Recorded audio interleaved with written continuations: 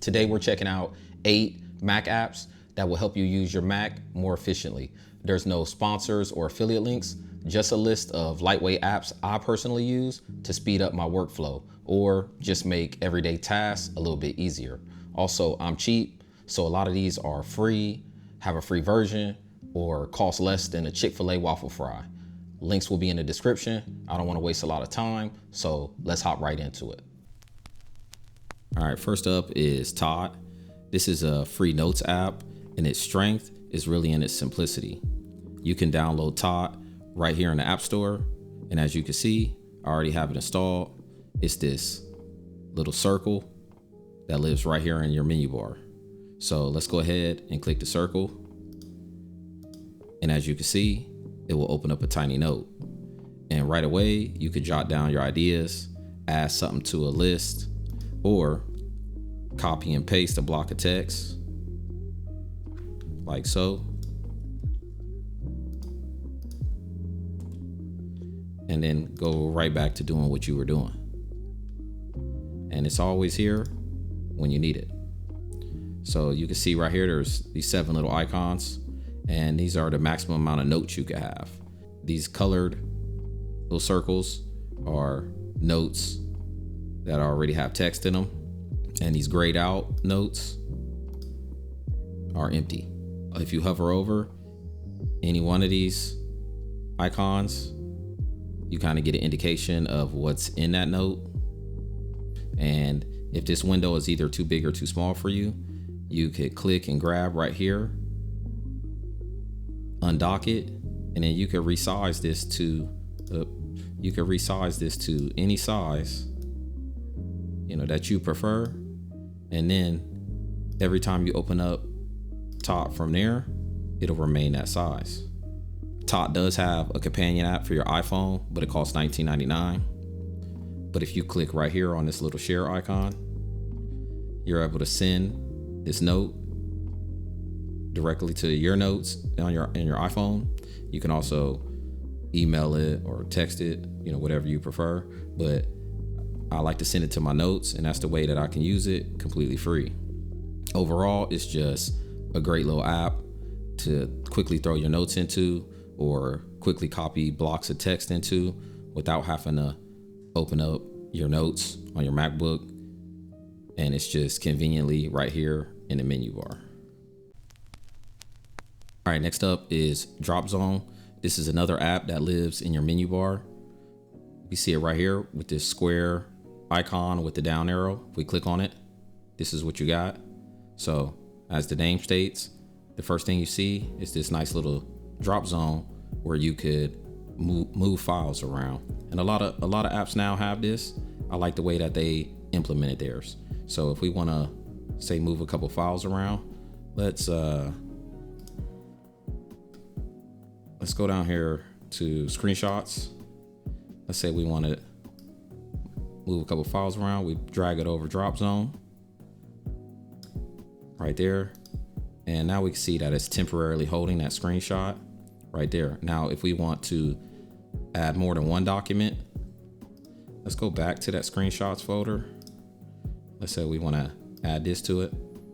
We could drag it right back over there on top of it.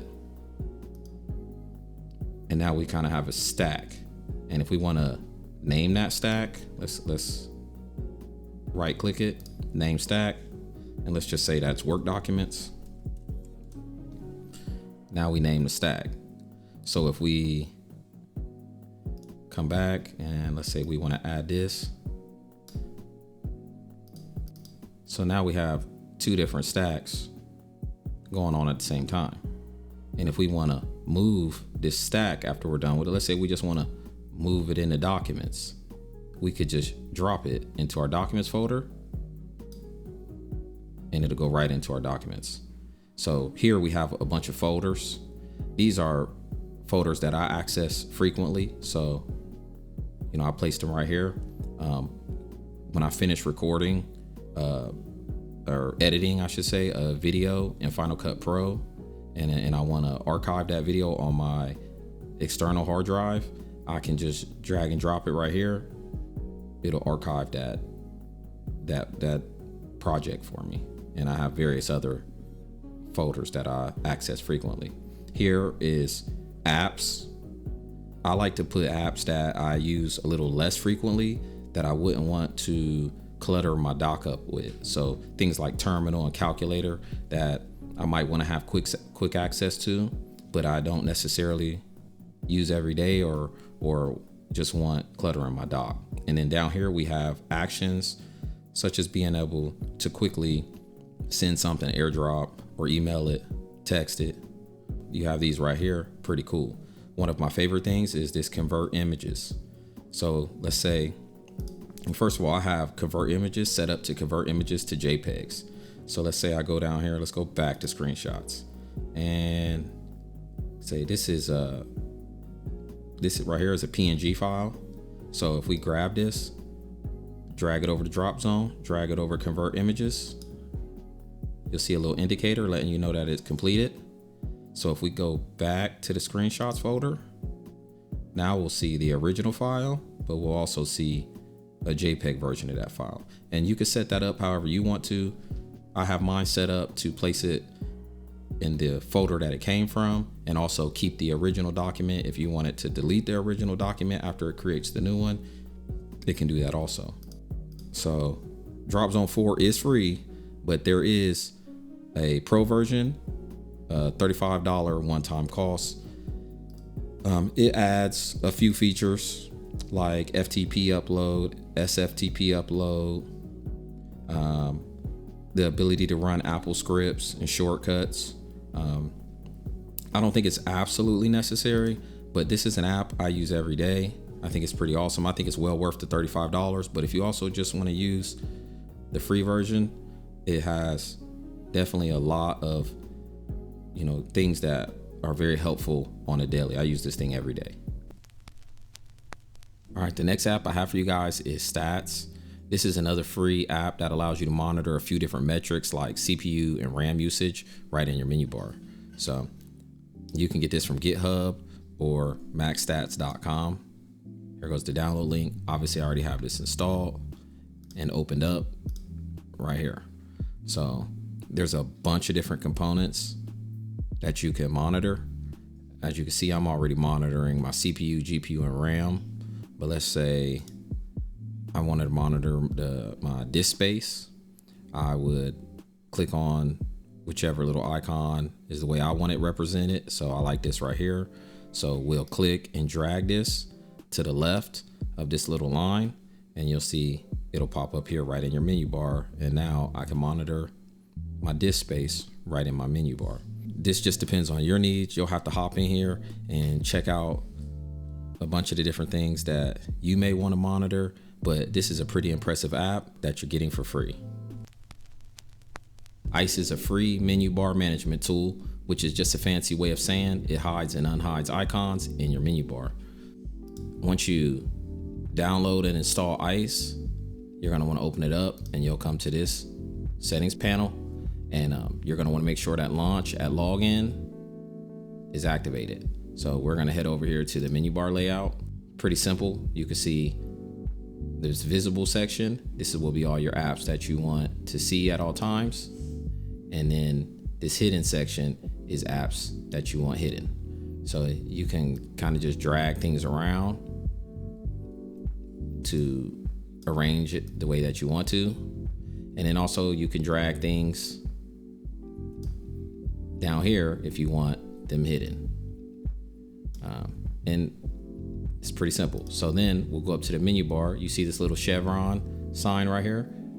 That is Ice. So when you click it, it'll show you your less used apps that you want to hide. And then the little trick is, in the future, as you install more and more apps, instead of even having to open up the settings panel of Ice,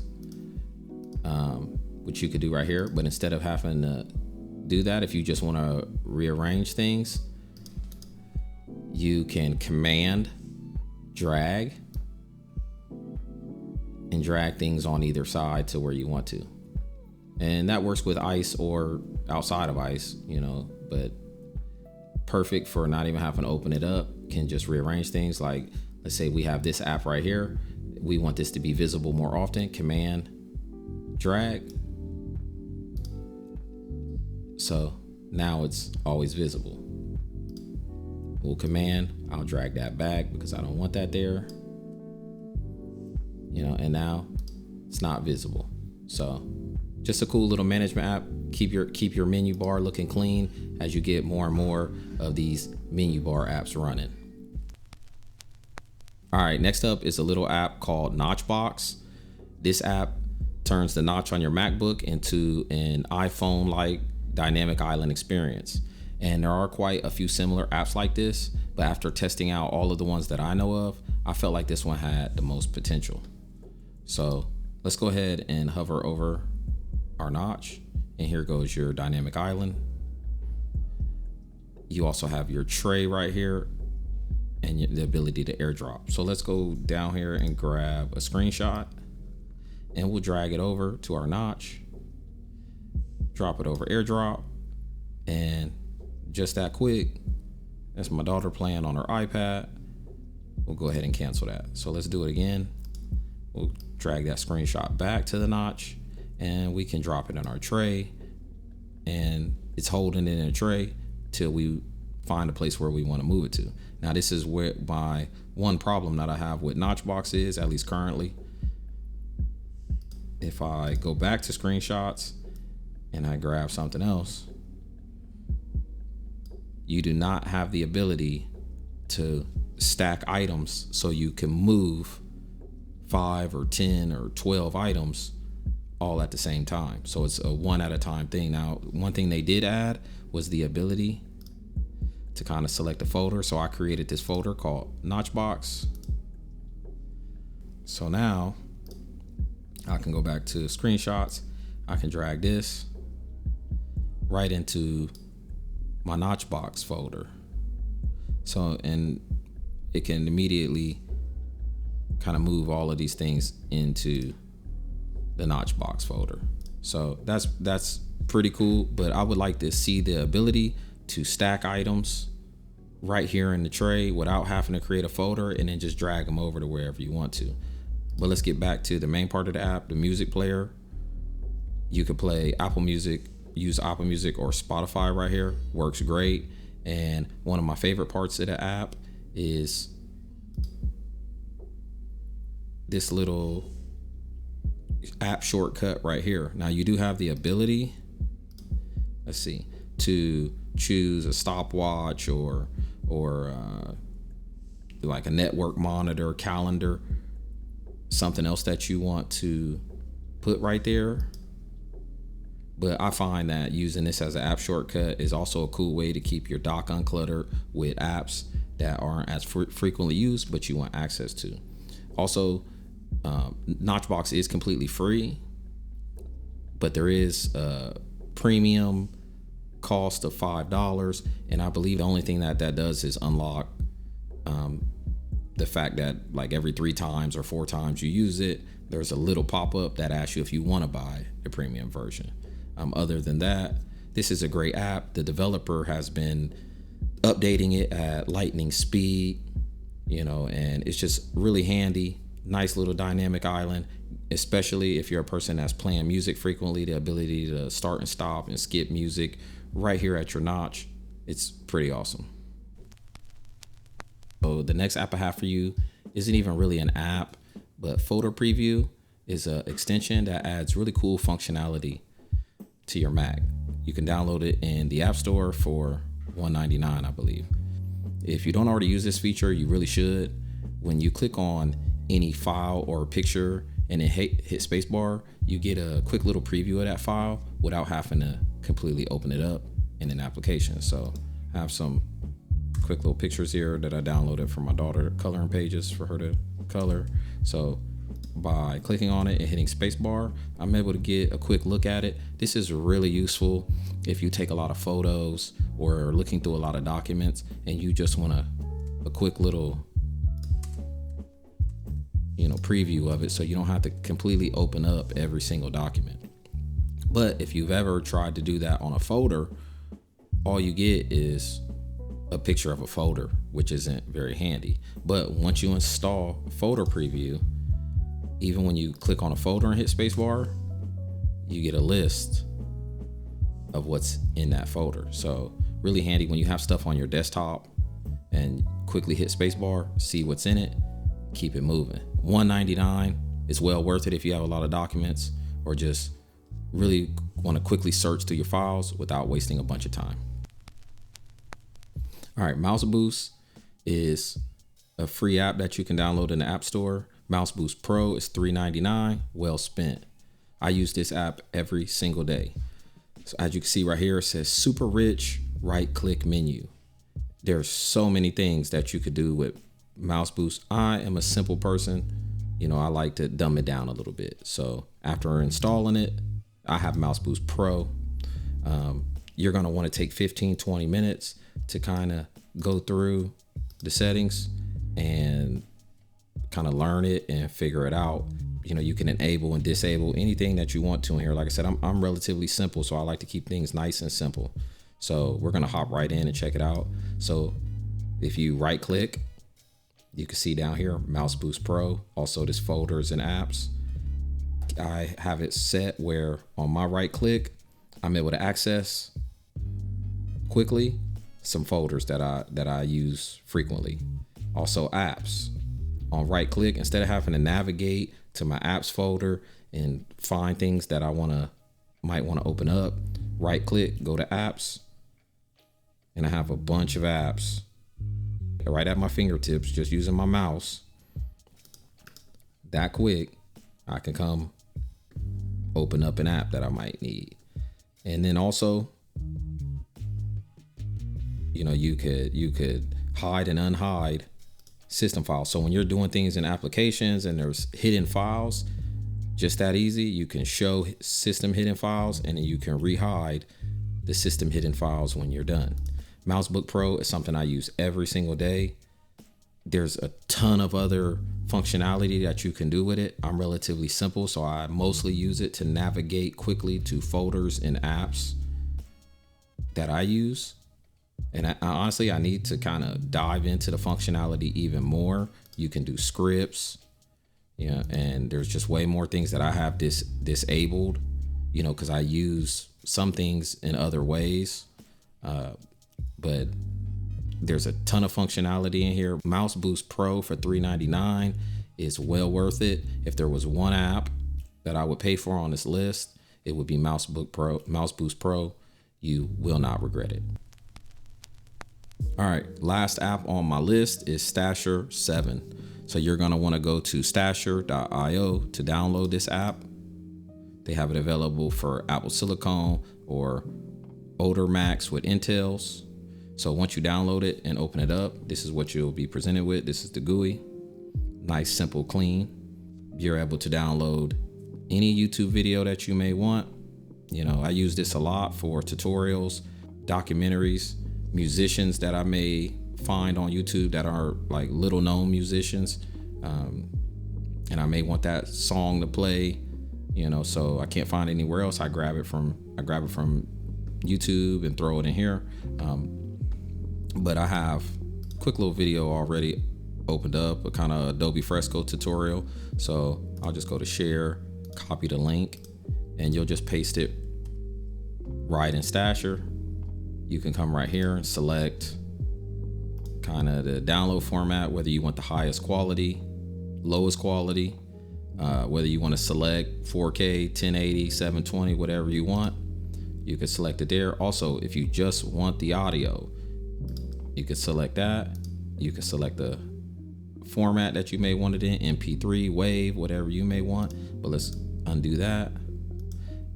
And right here is your destination folder. So you select this, send it to wherever you want to. I'm just sending it to my desktop for the moment. So hit that, boom, download is starting. So you have your video. This is a great app. I use this a lot. I don't get good reception at work, so I like to keep a few videos downloaded and I send them to my phone. And then that way, sometimes when I'm at work and I'm not getting good reception, I could just pull up, one of these videos and watch some stuff while I'm working. Perfect little app. It's free. Don't forget to download to the developers if you use it a lot. Hopefully this video showed you guys some pretty helpful apps. I'm sure there's a lot of things I didn't cover, but I just wanted to give you guys an idea of what they were capable of. But if you have any questions or any suggestions on apps I should try, feel free to comment below. I appreciate you guys checking the video out. I got a lot of good content on the way, so lock me in, and I'll see you in the next one.